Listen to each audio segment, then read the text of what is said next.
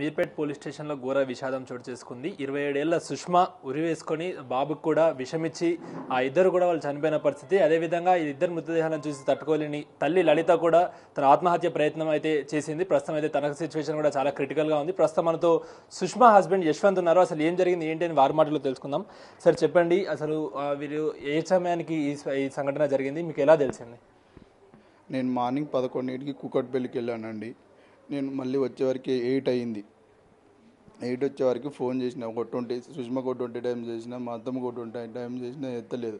ఎత్తపోతే నేను బాబుకి జ్వరం వస్తుంది, 2 డేస్ నుంచి కంటిన్యూస్ జ్వరం వస్తే అంకులలో మేము ఓపీ తీసుకుంటామా విజిట్ రమ్మన్నది. ఈరోజు అక్కడికి వెళ్ళారనుకొని నేను చెక్ చేసిన, బయట లాక్ లేదు.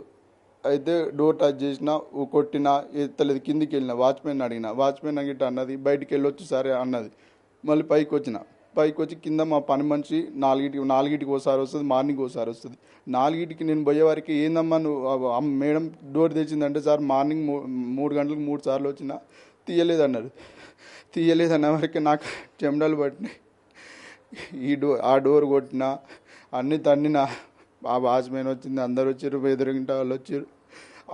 అది ఓపెన్ అయ్యింది. డోర్ తీసే వరకు ఎవరు లేరు, అమ్మాయి ఎవరు లేరు అనుకున్నా. కానీ మళ్ళీ ఫోన్ చేసి ఎత్తట్లేరు, సైలెంట్గా ఉంది. ఇట్లా చూడంగానే పైన నట్లు పెట్టిన అనిపించింది. డెఫినెట్గా లోపల ఉండే ఛాన్సెస్ అని ఇది ఇరగొడతామంటే రాలేదు. అది ఇట్లా ఇరగొట్టగానే మొత్తం అది కొంచెం పెచ్చి ఉంటుంది, మొత్తం ఊసి వచ్చి అది కింద మన అదిగిడ ఊడిపోయింది. పక్కన అమ్మాయి అందరూ ఉన్నారు. నువ్వు దూకన్నాకి ఇది దెబ్బ తాకుతుంది అంటే నేను దూకేసి ఓపెన్ చేసేవరకే నల్లటి లైట్ వేయలేదు. అప్పటికే నాకు గాలి వచ్చింది. ఇట్లా లోపల లైట్ వేయంగానే అయిపోయింది. నేను ఎమ్మటే వచ్చి డోర్ తీసిన, వాచ్మెన్ పైనుంచి అందరు మొత్తుకున్నారు. పైనుంచి అందరు వచ్చారు. వాళ్ళు నేను ఆ మూలకు కూర్చున్న 108 వాళ్ళే పక్కన అపార్ట్మెంట్ వాళ్ళ మా అత్తమ్మ ఊపిరి పీల్చుకుంటుందని తీసుకొని పోయారు. 108 వచ్చి పోలీసు వాళ్ళు వచ్చారు. అంత మొత్తం ఎవిడెన్సెస్ అన్నీ తీసుకెళ్లారు. నేను ఎందుకు ఏం జరిగింది? తను సూసైడ్ చేసుకునేంతవరకు ఏం జరిగింది? అసలు సూసైడ్ కాదండి, అది జనరల్గా ఏమైందంటే మొన్న నైటు నేను మా ఆవిడ నడుచుకుంటూ వెళ్ళి కూరగాయలు తెచ్చా, కూరగాయలు ఆడబెట్టినాం. తర్వాత మాటల్లో మాట మా అబ్బాయి బర్త్డే ఫిక్స్ అయింది, ఫంక్షన్ హాల్ రిసార్ట్ బుక్ చేసినాం, కెమెరాలు అన్నీ బుక్ చేసినాం, డ్రెస్సులు కొని ఇచ్చిన, మా అబ్బాయికి సూట్ గిట్ట కొట్టించిన జూబ్లీ హిల్స్కి వెళ్ళి అన్నీ చేసినాం. అయితే ఆడ చీరలు ఉన్నాయి, మా నాయనమ్మ మా అమ్మమ్మలకు కొన్నాం. ఫోన్ చేసి చెప్పినావా అని అంటే, నువ్వు చెప్పొచ్చు కదా అండి అన్నది. నేనే కాదు నువ్వే చెప్తా అన్నావు కదా అంటే, ఎందుకు చెప్పలేదు అంటే, నేను చెప్తాను లేదు కదా అంటే, నువ్వు అబద్ధాలు ఆడుతున్నావు కదా అన్నావు అని ఇద్దరు ఆ మాట అనుకున్నా. వాళ్ళ అమ్మ వాళ్ళిద్దరు అల్లబడుకుంటారు. బాబు మధ్యలో లేస్తాడు ఫీడింగ్ కోసం అని అల్లబడుకుంటారు. వాళ్ళు ఇంకెప్పుడు డిస్కషన్ పెడతారు. తెల్లారి నేను పడుకున్నాను, ఆ రూమ్లో నేను పడుకున్నా. నేను లేచే వరకే వాళ్ళు కొంచెం లేట్గా చేస్తారు. నేను బయటికి వెళ్ళేసి వచ్చే వరకు అమ్మ వంట చేసింది, టిఫిన్ చేసింది, ఈమె బేబీని ఆడిస్తుంది. నేను రెడీ అయిపోయి నాతో నేను చిన్న ఎన్విరాన్మెంట్ డిస్టర్బెన్స్ వల్ల మాట్లాడట్లేదు. అయితే నేను ఏమనుకున్నా అంటే, వీళ్ళు తల్లి బిడ్డలు ఎప్పుడు చిన్నప్పటి నుంచి వేరికి నా కాడగిట 3 సంవత్సరాల నుంచి ఉన్నారు. వీళ్ళతోటి నేను లేనప్పుడు ఇంకెక్కువ అటాచ్మెంట్గా మాట్లాడుకొని తర్వాత సెట్ రైట్ అవుతాడని ఆ ఉద్దేశం. సుష్మా వాళ్ళ తల్లి లలిత కూడా ఇక్కడే ఉంటుంది 3 సంవత్సరాల నుంచి. ఇక్కడ మ్యారేజ్ అయిన కాడి నుంచి మేము ఉంటుంది.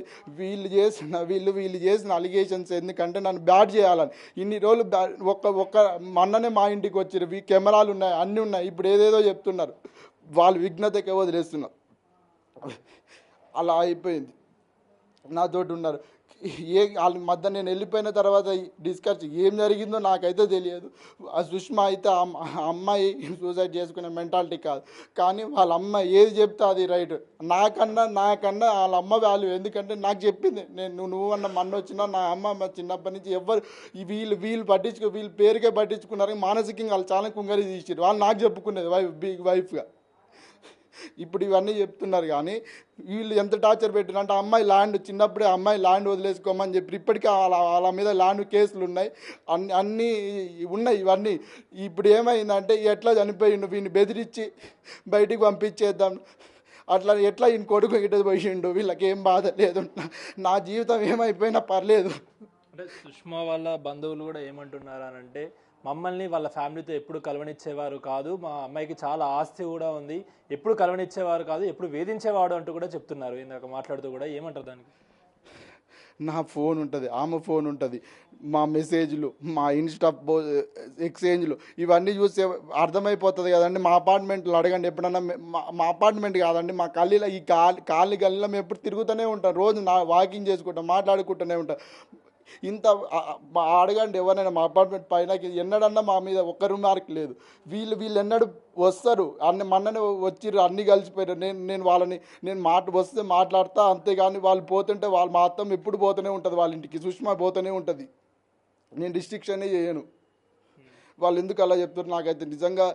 వాళ్ళు ఇప్పుడు ఒక మెంటాలిటీకి వచ్చిరండి, వీడొక్కడు ఇప్పుడు ఆ జనరల్గా ఏమవుతుంది అంటే సూసైడ్ కాగానే ఎందుకు ఏం రీజన్ అంటే మిమ్మల్ని కార్నర్ చేయడానికి వాళ్ళకి అంతే రీజన్స్ ఏమున్నాయి? మా అత్తమ్మకి ఒకతే అమ్మాయి, నాకు ఒకడే కొడుకు, నేను హస్బెండ్ అయిపోయినా, ఇప్పుడు వాళ్ళు ముగ్గురు చనిపోయారు. నేను పోయినా అనుకో వాళ్ళకి ఇంకా వీళ్ళకి ఏ ప్రాబ్లం లేదు. అందుకే వీడిని కార్నర్ చేసి భయపెట్టి పంపిద్దామని చూస్తున్నారు.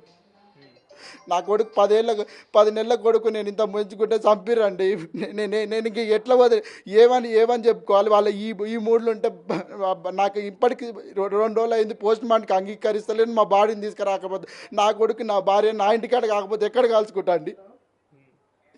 ఇప్పుడు సుష్మా వాళ్ళ మదర్ ఎవరైతే లలిత, వాళ్ళు కూడా ఆత్మహత్య ప్రయత్నం చేశారనుకున్నా. అసలు వాళ్ళు ఎలా అంటే వాళ్ళు కూడా ఉరేసుకోవడం చేశారా ఏంటి? లేకుంటే సుష్మా వాళ్ళ మా అత్తమ్మ నాకు తెలియదు అవన్నీ, కానీ నేను వచ్చేవరకు మా అత్తమ్మ గిట్ట ఆమెకు బీర్ అలవాటు లేదు, కానీ ఫ్రిడ్జ్లో బీర్ ఉంటే తీసుకొని ఆడ ఉంది.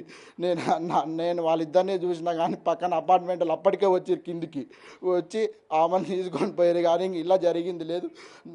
నేను మా బాబాకి చేసిన, సుష్మా వాళ్ళు పెదనాన్నకి చేసిన, ఇద్దరికి వీడియో కాల్, ఇంక నేను ఎవరికి చేయలేదు. అంటే సార్ ఇప్పుడు మీరు పెళ్ళయి 4 years అవుతుంది, మీకు సుష్మా గారి గురించి 3 years అవుతుంది. సుష్మా గారి గురించి మీకన్నా ఎక్కువ ఎవరికి తెలియదు. తను సూసైడ్ చేసుకునే వరకు వచ్చిందంటే ఏమై ఉంటుంది అనుకుంటున్నారు? మెయిన్ రీజన్ ఏమై ఉంటుంది అనుకుంటారు? అంటే 10 నెలల బాబును కూడా ఆ విషం ఇచ్చి చంపేసి చనిపోయేంత వరకు ఏమై ఉంటుంది?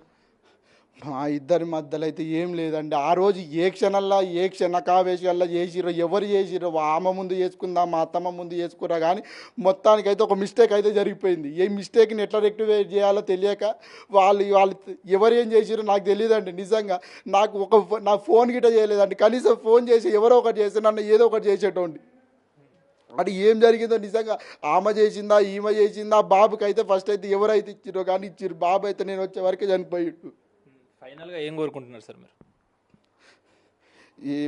నాకు ఏం చెప్పడానికి లేదండి. నువ్వు ఇంతవరకు 2 days అయింది, ఇప్పటికీ నాలో బాడీని ఇవ్వట్లేరు క్రిమేషన్ కోసం. మమ్మల్ని అయితే ఇబ్బంది పెడుతున్నాను. ఇంకా నన్ను ఒక్కనే చేసారు, వీడికి ఎవరు లేడని నన్ను వాళ్ళ కుటుంబం అంతా బెదిరించి చేద్దామని చూస్తారు, కానీ నాకు వాళ్ళకు నేను ఏ తప్పు చేయలేదు, ఏం జరగలేదు. Okay sir. సో అది చూస్తున్నారు కదా, మేము 3 years నుంచి మ్యారేజ్ అయింది, ఎంతో అన్యోన్యంగా ఉంటాం, కాలనీలో కూడా అందరికీ తెలుసు, మేము చాలా ఎంతో క్లోజ్గా ఉంటాం, అంతా కలిసిమెలిసి ఉంటాం. చిన్న క్షణిక విషయంలో తను ఎందుకు ఇలా చేసుకోవాల్సి వచ్చిందో మాకు కూడా తెలియదు అంటూ కూడా యశ్వంత్ రెడ్డి అయితే చెప్తున్న పరిస్థితి. అదేవిధంగా అటు సుష్మాకు సంబంధించిన రిలేటివ్స్ కూడా నన్ను కావాలనే కార్నర్ చేస్తున్నారు, నా పైన లేనిపోని మాటలు కూడా చెప్తున్నారు అంటూ కూడా తను కన్నీరు మున్నీరు అవుతున్న పరిస్థితి కనిపిస్తుంది. ఇప్పుడు నేను చైతన్యతో అక్రమ్ టీవీ, హైదరాబాద్.